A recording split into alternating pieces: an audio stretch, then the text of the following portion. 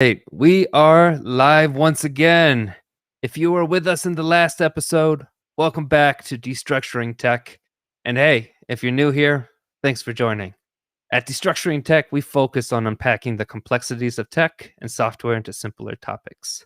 Last week, we had Cass Torsky with us to discuss some of the different front-end frameworks out there and what our experience has been like with them.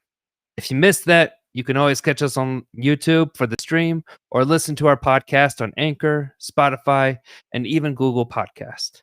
If you do catch us live, though, you can be a part of the conversations in the chat and even ask the guest questions. So make sure to follow us on YouTube if you haven't already to know when we're live. But enough about the past. If you're tuning in live right now, thank you very much for being here. I know time is precious, and we truly appreciate you spending some of that with us. This is your host, Travis Rollins. I'm a developer as well as an instructor at the Turing School of Software and Design, and I'm always working to learn from others' perspectives. And maybe, just maybe, you'll find it insightful as well. I'm excited to introduce today's special guest, Erin Williams. Thank you so much for being with us today. How are you doing today, Erin? I'm good, Travis. Thank you for having me. Glad to be here. Of course. Yeah, absolutely. I feel like always with like podcasts, it's one of those things where it's like, you want like, do I have to do this? Right. So I can't tell you how much I appreciate you being here. So well, we'll get started. I know we got a lot of topics today, but I imagine most people probably at Turing are probably familiar with you as you are certainly a staple in the work and community there. But for those unfamiliar, could you tell us a little bit about yourself and what you do currently? Sure, yeah. So I am the Senior Manager of Admissions and Enrollment at Turing. I started at Turing a little over 5 years ago as the admissions coordinator, right when we added the front-end program. So prior to my joining, it had just been the back-end program. And when the front-end program was added, Jeff and the team decided they probably needed somebody to help manage the admissions and enrollment process, be dedicated to that. And so I joined. And at that time, it was very much a startup. And so it was do this and do that. And so I did a little marketing and I did a little interviewing and I did some class teaching. I did some presentations and info sessions and all kinds of things.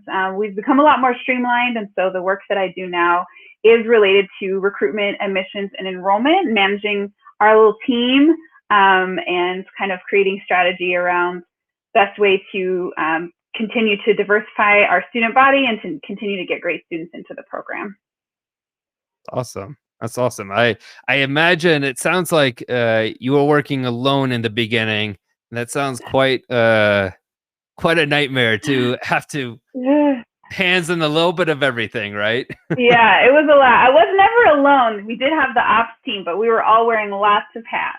So yeah, it's very good. It's great to have a team of 8 people now doing, a much better job at the jobs that I was trying to do by myself. Yeah, for sure. What would you say, like at this point, as like a senior, like kind of managing that? Like, what are you doing right now? Are you still kind of hands-on in a lot of different areas, or is it more like managing different teams? What does that look like? Yeah, I am very hands-on in the admissions process. So I conduct a lot of the interviews, create the admissions process, fine-tune it, continue to make it stronger. Chelsea is our recruitment coordinator, and so she's doing a lot of the one-on-one outreach with candidates and with potential students and people that might be interested in the program. And so that's a little bit more hands-off, although I do still answer student questions, and I will occasionally have, a phone call with a prospective student to talk them through what they're interested in doing and what Turing can do for them. Awesome.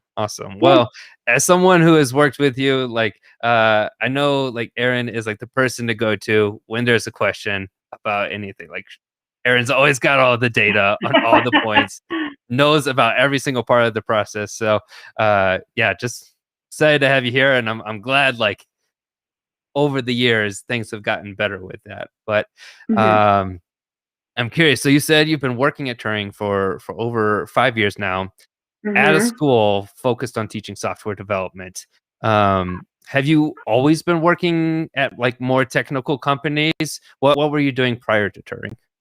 No, I haven't. Yeah. I was a teacher. So I was a teacher for 12 years, mostly middle school, some elementary school, and I was an assistant principal for 2 years as well. So my first 14 years right out of college was all in public education.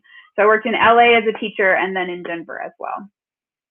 Wow, that's And I was awesome. not a technology teacher. I didn't teach computer science. I taught basically every subject, every major subject. I taught English, public speaking, math, science, but did not teach programming.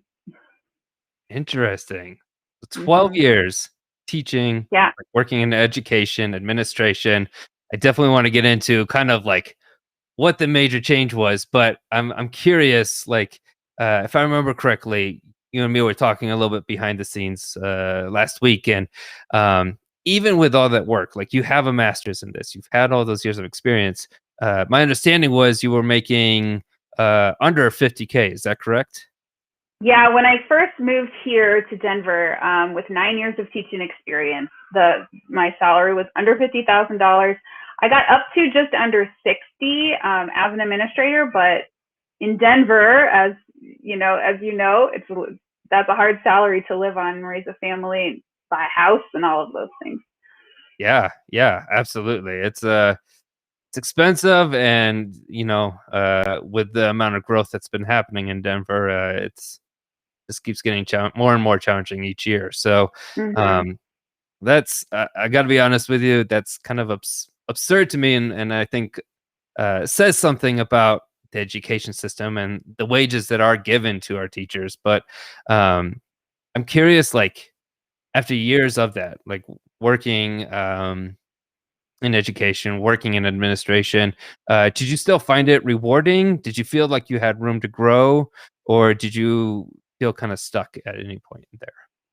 Yeah, it's rewarding in that, the relationships with students and their families are always really special and really important, and that part is really rewarding as the change that you can make in a student's life and the lessons they teach you and all of that. And at the same time, really the only place to go that I was aware of is to become a principal, and that Mhm. wasn't really in my zone of genius. I wasn't really using all of my strengths. It wasn't something, I saw the stress that my principals experienced and the long hours and the responsibility, and, the buck stops with you if you're the principal, and so angry parents and all of that. And that just wasn't something I wanted to deal with for not a huge pay upgrade. I mean, you can go to large school districts and really big comprehensive high schools and make pretty good money, but it wasn't only about that, and the kind of cost benefit wasn't there for me. And so so I started looking into what else I could do with my teaching credential, with my skill set, rather than just that kind of narrow teacher, assistant principal path that was in front of me. Sure. Yeah, and I have to imagine, like, with that idea of like looking potentially working as a principal, like you're almost like losing that like one-on-one like experience Mm-hmm. with teaching students. So the rewarding side of it, it's almost like you're losing some of that as well, Exactly. which really challenging. Yeah, I think Mm-hmm. it's interesting. Before I became a developer, um I was a musician. I played the viola, worked a little bit as an audio engineer as well, and had some like similar things in my background where I had a master's in music, had uh, multiple years. I'd been playing since like fifth grade or something like that, and playing with Mm-hmm. multiple orchestras and whatnot. But uh, you know, even combined, like my ex at the time, or my now ex, like the amount of money that we made was about 30K a year combined. Wow. And it's just challenging. And we at the time were living in Denver, so I am right there with you. Like Right. it's tricky, and Mm-hmm. similar thing where it was like there's not a lot of options for me. There's not a lot of room for uh growth, or like what's like the next level. We were already playing in multiple orchestras. We were already doing gigs for like weddings and various companies and things, and that's just had to make it work. But there was that feeling of kind of being a little bit stuck in there, and I imagine that's a pretty that feeling of being stuck in your field. I think is like a pretty common theme in a lot of industries, be it education, music, a lot of areas or most areas in the service industry, and so much more. Um, Especially when you've put so much time, energy, and money into them, there can be this Yeah. feeling of, did I mess up? Am Mhm. I going to be doing this the rest of my life? Um, Right. in your experience, do you agree with this? Do you think, like, if I want change, do I really have to start all over from square one, go back to college for another 4 or 6 years and be a doctor, an engineer, whatever it might be? Right. Do you think that's the case? Right. Well, that was something that I thought about when I was doing my research about what's next. I was pregnant with my second child. I have two kids, and it was just it's a lot raising a toddler and having a baby, and also taking care of other people's children and the stress of teaching and all of that. And I was thinking, what else can I do? And I thought about being a doula or being a midwife, and that would require going back to school. I thought about being a therapist. How can I use the skills that I've accumulated as a teacher? That would require going back to school. And so it was hard, but it does exist. There is a way to leverage your skills and your experiences. And I also think, that sunken cost fallacy, or that idea that I've put in all of this, I got to keep going. But I think that we have lots of purposes in life, and we have lots of opportunities to restart. And I believe that everything happens for a reason. And I think that even though, at 22, that was my life path, and that was what I was supposed to do, and where I was meant to be, was to be in education. Then at 35, that started to change a little bit, and I was able to take a step back and say, what else can I do, or what can I do next? And it's not that that was a waste of time, certainly, and it's not that that was I shouldn't have done that. I'm very glad for that experience. I'm glad I got my master's degree. I'm glad for all of that stress and ups and downs and everything. And I'm sure you feel the same way about music, and Yep. your career as a musician. And now is the chance to try something new, to go to a different level with all of these skills, and they all accumulate, right? Mhm. It's kind of a side note, it's kind of a segue that a lot of musicians attend Turing. A lot of musicians, there seems to be some kind of similar place in the brain where writing and reading and interpreting music lives, to writing and reading and interpreting code. It's like a really similar, there's definitely an overrepresentation of musicians Yeah. at Turing. So I think that's really interesting. But your skill set never leaves you, and it's never wasted, right? And so you can Right. apply all of those lessons to whatever new career you find. And I think tech is a place that I hadn't thought about. And if it wasn't for Joanne, who was working at Turing at the time, and who I'd worked with before at the middle school that we were both at, I wouldn't have even thought of this as a possibility for me. It's not that Mhm. I'm not a technical person, but I'm not a programmer. Still not a programmer. But Sure. I do like computers, and I understand computers, and it's something that I can, figure out. But I would have thought that I would have had to do a lot of extra work, and I didn't. That's amazing. That's amazing. Hmm. Yeah, I think it's almost like it's like trained or like spoken to us, especially as we're like growing up in our teens. Like, college is the way that we go into making our career. And so if there comes to a point in our lives where it's like, I want to switch, I want to change something up, which I think is uh such a reward to be able to um switch things and try different Hmm. career paths, right? You don't have to do the same thing all year round, but or Yeah. for your entire life. But uh there's that same like voice that almost comes into your head of saying like, well, shoot, the only option is going back to college, and that's Hmm. certainly not the case at all. So yeah, I think I agree, and I think, like, to your point of like building off of your previous skills, like, I imagine as a teacher, like, the the amount of like planning and attention to detail, the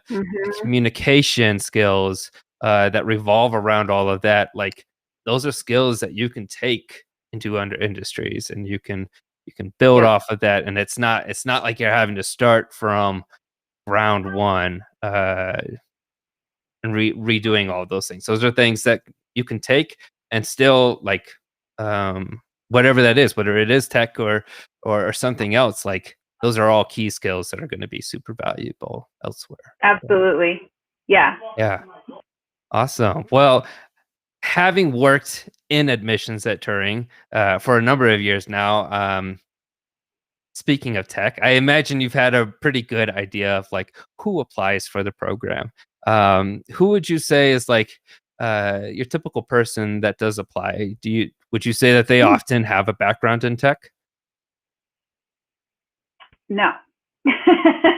Most students that apply to Turing are looking for something different. They're looking for a new start, looking for a new career, kind of like we were just talking about, a way to do something new without going back to school for a really long time. Our program is 7 months, and so it's something that you can say, all right, that is a little bit of a time commitment, but it's not 4 years. It's not insurmountable. It's something that I can do while raising a family and doing other things. And so I would say most people are kind of tech curious. Maybe they looked over the shoulder of the developers at their job and they liked what they saw, or maybe they, coded back when they were making their MySpace pages glittery or making their Neopets. We have a lot of people that's their first introduction to code, and then they remembered how much fun that was and are trying to kind of get back into it. But I would say most of our students and most people that are interested are first and foremost problem solvers. They are people that want to solve problems. They do not,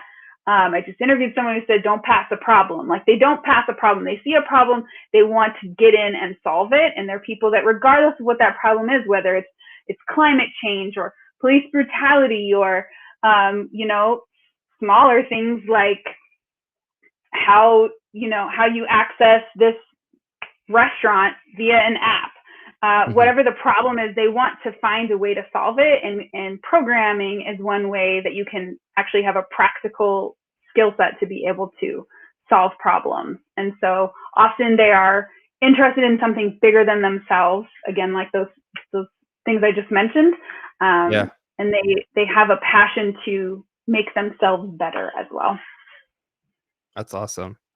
So don't have to have technical experience, something that you're excited, even if it is building the classic MySpace page, which I think I tried at one point, failed miserably, but here I am now as a developer. So it's okay. You can do it. But yeah, this idea of problem solving and to your point, like problem, like just taking interest in whether it's your day-to-day work or something bigger than yourself, and like always being interested in that challenge, or taking a look at a problem and saying, how can I do this better, or how can I streamline this, or whatever, like can definitely be a great place to at least take a look at this, right? And so I'm curious, like, okay, that sounds kind of interesting, right? Like, okay, maybe I built a MySpace page. I did a much better job than Travis, and might be considering a career change. How can I find out if it's for me? Like, where do I go if this is something that sounds interesting to me? Yeah, well, we offer a try coding weekend and occasional evening class that's either 1 day or 2 days. There's some that are just pop-ups that are as short as a few hours to try out if programming is something that you think is fun. You get a chance to meet our instructors, meet some alumni. One of the best things about Turing is our community. There are alumni that come back time and time again that they want to be a part of these try-codings to talk to prospective students and folks that might join our community and let them know, what Turing is all about. So that's one way to do it. But there's plenty of free stuff online too. So there's Codecademy, Free Code Camp. There's all kinds of apps and places that you can try out if you're interested in front end, if you're interested in back end, Ruby, JavaScript. You can do some tutorials and things online and just see if it's fun. Just see if it's something that you want to come back to. Often the students that are successful, I mean, I hear a lot of times in interviews that, oh, okay, I went to the Try Coding and it was amazing, and then I couldn't stop. I wanted to keep going. The session ended at 4:00 and I just wanted to make this ghost move, or I wanted to make these, this Twitter reader, I wanted to make it work, whatever the project is. Sun is like weird in my face right now. They wanted to make this project work, and so they, again, going back to that problem solving, they wanted to figure it out on their own time. So if it's something, there's so much free stuff available for you to just get your feet wet and try it out. And then if it's something you enjoy, we definitely say sign up for Try Coding, which you can find on our website, and go from there. Awesome. Yeah, and I'm happy to make sure we include that link in the description. Perfect. Just so that's easily accessible. But what would you say is if that's something I'm interested in checking out? Do I have to live in the Denver area? Is it during a work day, or what's the timeline? What does that look like? Yeah, good question. You do not have to live in Denver. You can attend our Try Codings from anywhere in the world as long as you're able to come at that time. We have them on the weekends and sometimes in the morning, sometimes in the afternoon. So you should be able to find a time that works with your schedule. For our full-time program, you do need to be within 2 time zones. So either 2 time zones before, 2 time zones after. So within those 5 time zones, basically, to be able to attend, just because it's so collaborative. It's such a collaborative experience that we want to make sure that everybody who's participating is able to work outside of school hours, work with groups, be able to coordinate that group work. And so that's our policy for our full-time program, but you can attend a Try Coding from anywhere. Perfect. That's awesome. I love the flexibility. And it just makes it convenient for those who have full-time jobs to be able to attend and just see if it's something they're interested in. So does it cost, last question, does it cost any money to apply for this session? For the Try Coding, I think it's $10, $20. It depends, different sessions, but it should be fairly low lift. But if you need a free code, we can send that to you too. And actually, we can probably just put one in the bottom of this. We can link out a free code too, so you can come to a session for free. I'll get one of those. Awesome. Yeah. one of the benefits, if you are following Destructuring Tech, you can get a free code. I love it. Awesome. Well, that sounds perfect. I love it. So I actually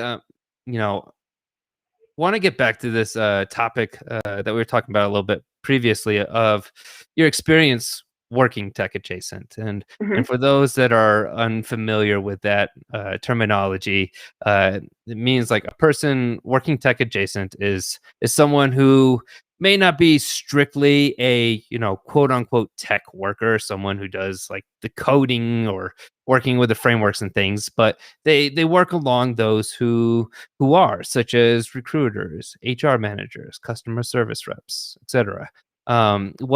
What has been your experience in the past working tech adjacent?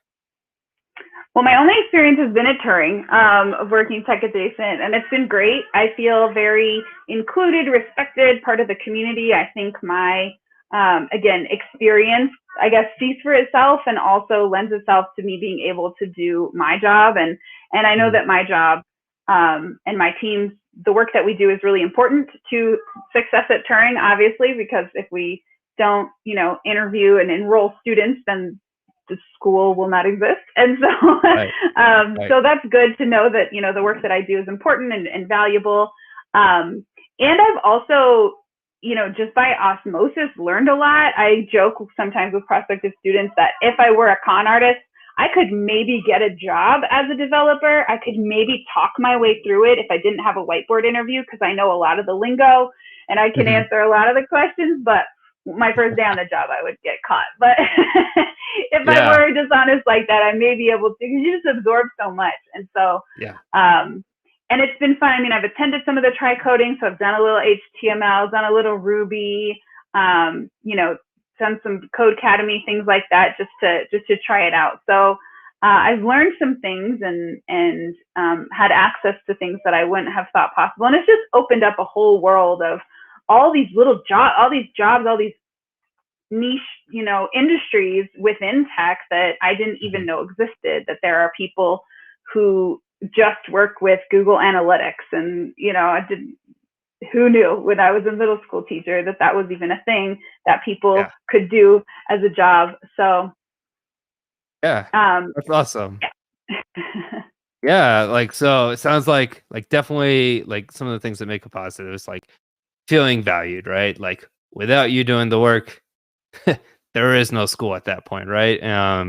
It sounds like you're learning a lot from it, whether it is some of the technical lingo or working with various tools. And I have to imagine, to your point, with like working with various students, just getting to work with different people, getting to just work with a diverse group and um, be a part of that experience. So that's awesome. I'm curious, with like thinking about that and those positives. Are there areas that you feel like could continue to grow? Are there any things like, if you could change something, what might that be?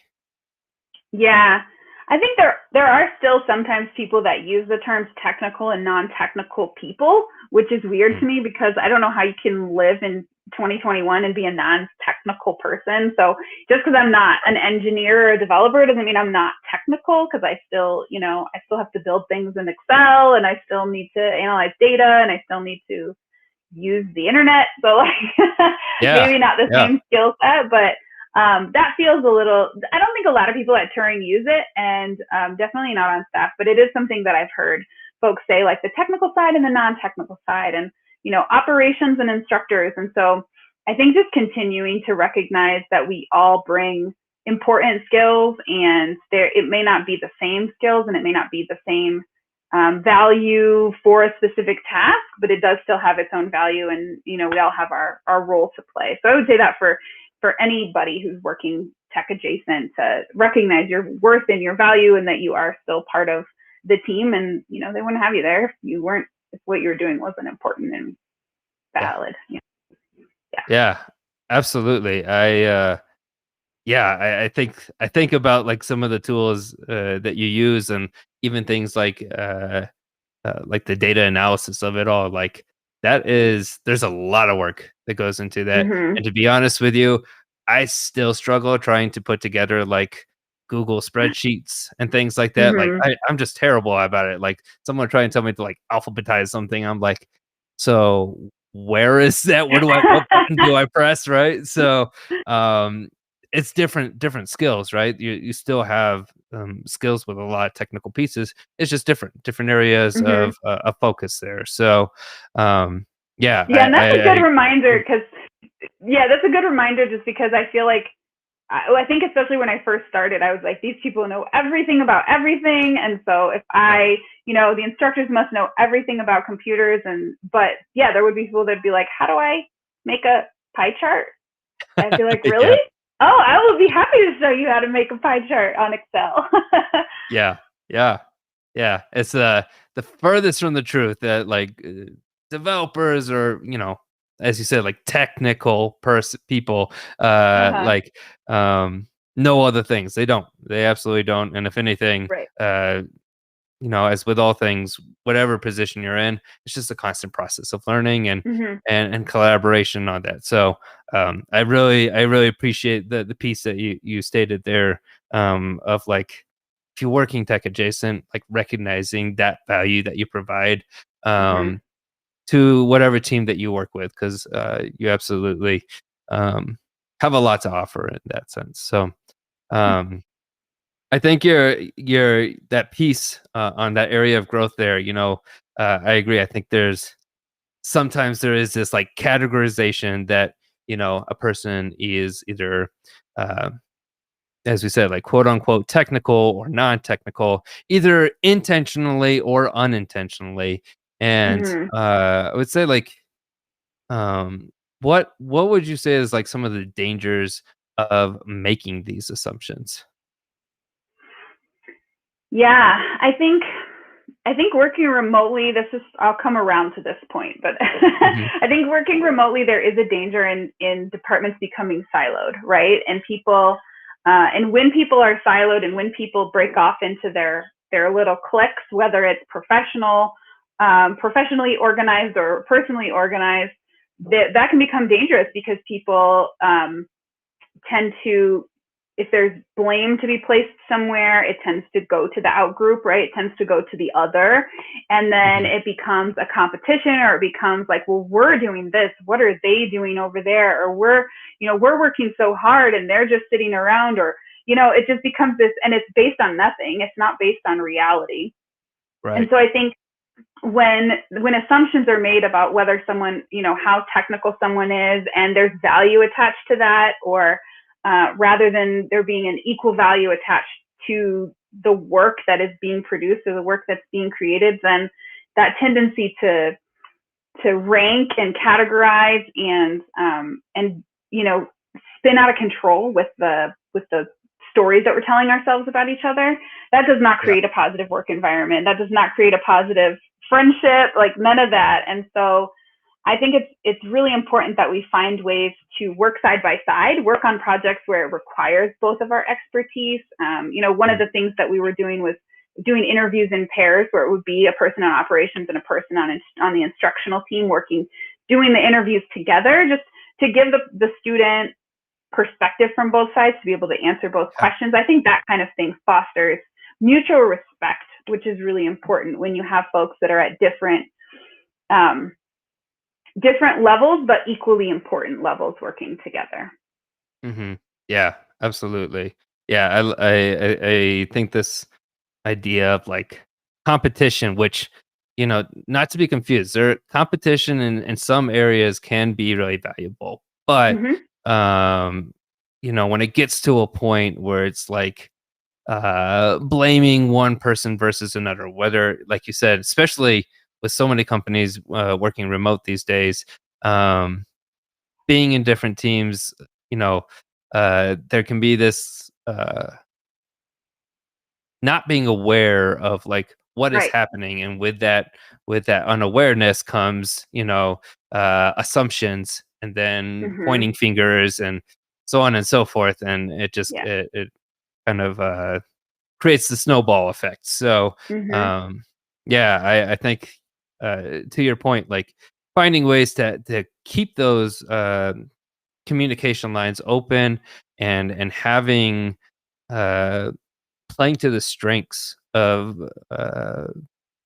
of people and the various teams is going to be valuable. To your point of like when we were doing interviews together, uh, you know, not one person has all the answers, but if you have different Mm-hmm. teams kind of being able to talk with um, an upcoming student, like it's you're able to kind of flesh out things and kind of answer each other's questions, and provide more value at that point as well. So Right.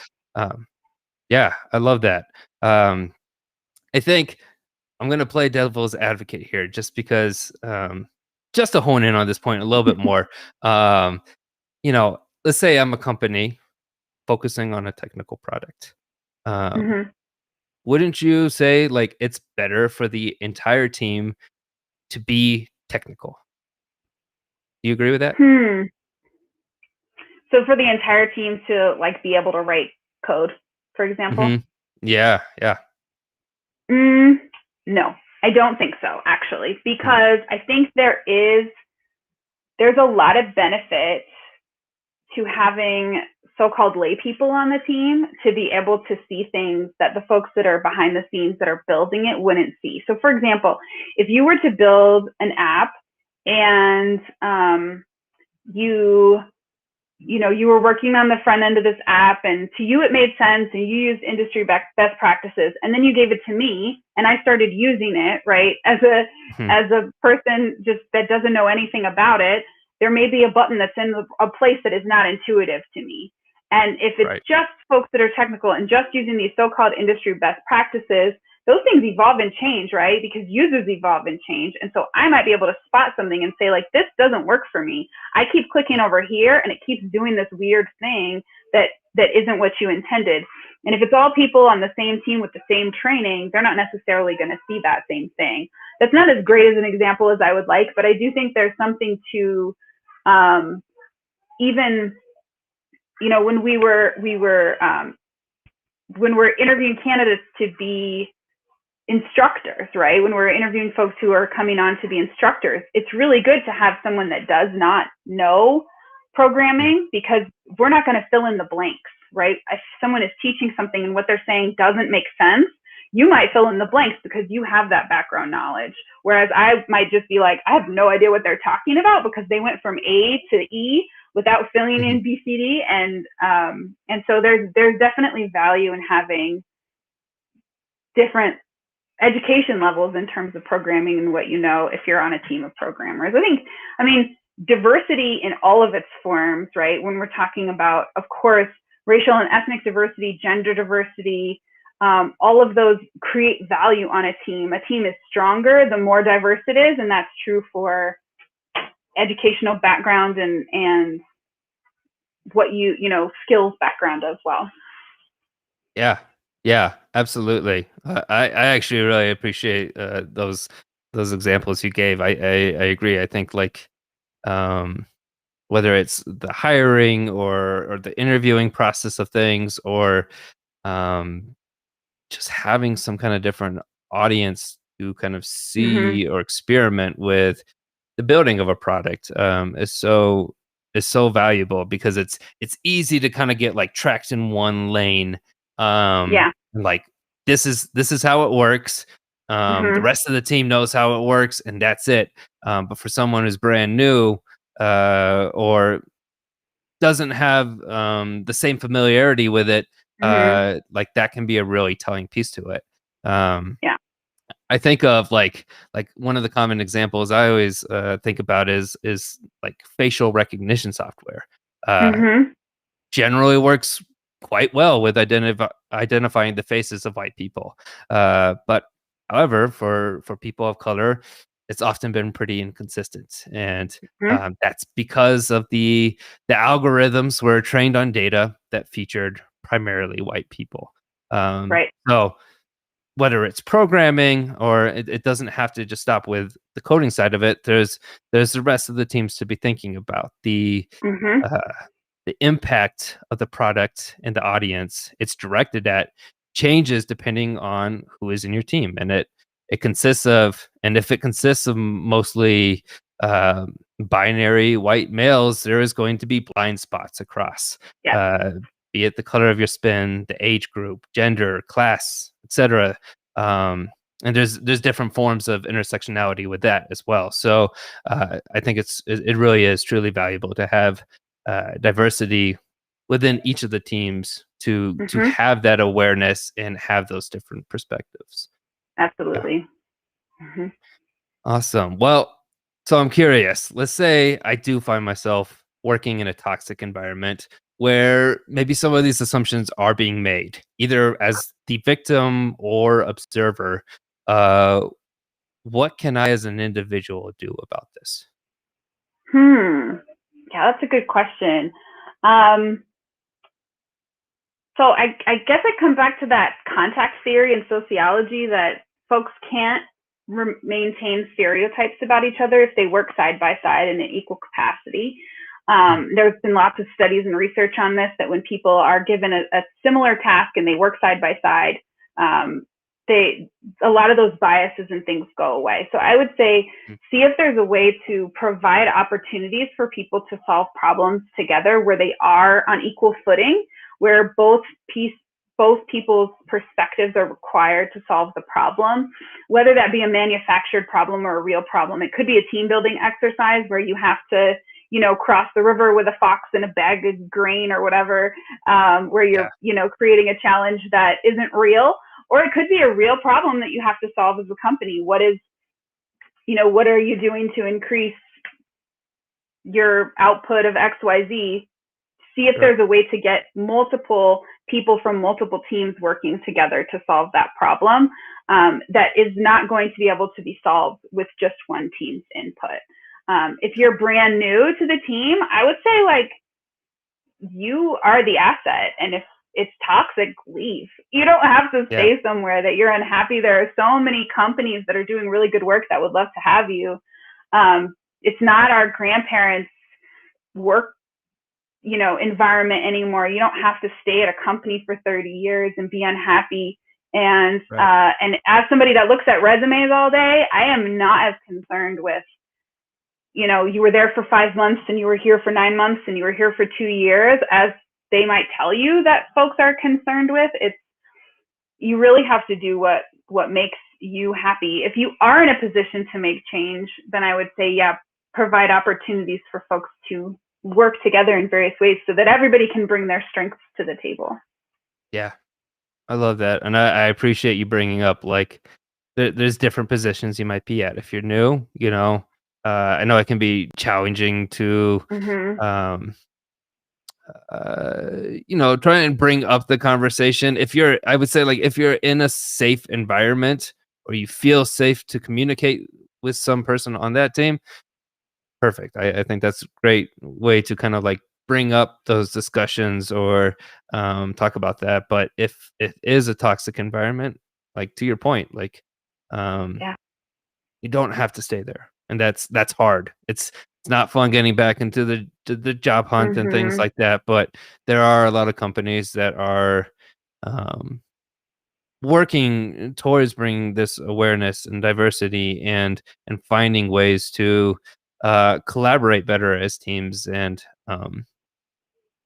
there is an environment for you to be heard and if Mm-hmm. the current environment is not that it's not the best place but yeah Right. I love the piece like if I am in a position to do that, having those conversations, leaving those open, and creating different. I almost think like creating different ways for people to share that feedback. Not always does everybody want to do it spoken or like face to face. Maybe there's a way to get feedback anonymously or through other ways of leadership.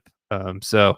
Uh, lot of different directions, but most Mm-hmm. important, finding a place that's safe for you and that. So, um, well, awesome. I really appreciate. We'll start wrapping things up a little bit, but curious, like, do you have any final thoughts or words of advice to our viewers, especially those Mm-hmm. who are considering a career transition? Yeah, I would say the sky's the limit, and know yourself, and really think about what makes you shine, what makes you happy, what makes you be your best self, and what is it that you Mm. can do better than anybody else, and find a place that will let you do that thing. Let you, you're really good at organization, or you're really good at talking to people. Whatever that thing is, every single person has that. Every single person has something that they are just world class at. So find that thing, journal, talk to people that love you, and find out what that is, and then just pursue opportunities where you can be your full self and where you can bring that to a workplace, because they will be really lucky to have you if you are living in that zone of genius and bringing your best self. Love that. Yeah. Super, like truly wise words from Erin. Like that's something that I to this day continue to reflect on almost on a weekly basis is like Mm-hmm. thinking about that and like what helps me to be my best self. So Yeah. I love that. Well, final question, where can people learn more about you, Erin, or how might they reach out to you if they have more follow-up questions about transitioning one's career, working tech adjacent, or even signing up for try coding? Sure, yeah. So you can find me on our website, turing.edu, and you can also email me directly at Erin, ERIN, at turing.edu. I respond to every message that I get, so you're welcome to reach out, and we'll put that link down below as well. Awesome. Yeah, we'll definitely make sure to get those links included there for sure. Well, awesome. Thank you again so much, Erin, for being here on the show, and thank you, the listener, as always, for tuning in, be it live on YouTube or tuning into us on Anchor, Spotify, Google Podcast, which is always hosted shortly after the stream. Your support is greatly appreciated. Still working on getting the show broadcasted on Apple Podcasts, but I'm hoping to have that up in the following weeks. As a reminder, our podcasts air weekly on Mondays at 4 p.m. Mountain Time. For those who live in a different time zone, that is 3 p.m. Pacific Standard and 6 p.m. Eastern Time. Until next time, thanks for listening in. Stay safe and well, and we hope to see you again next week.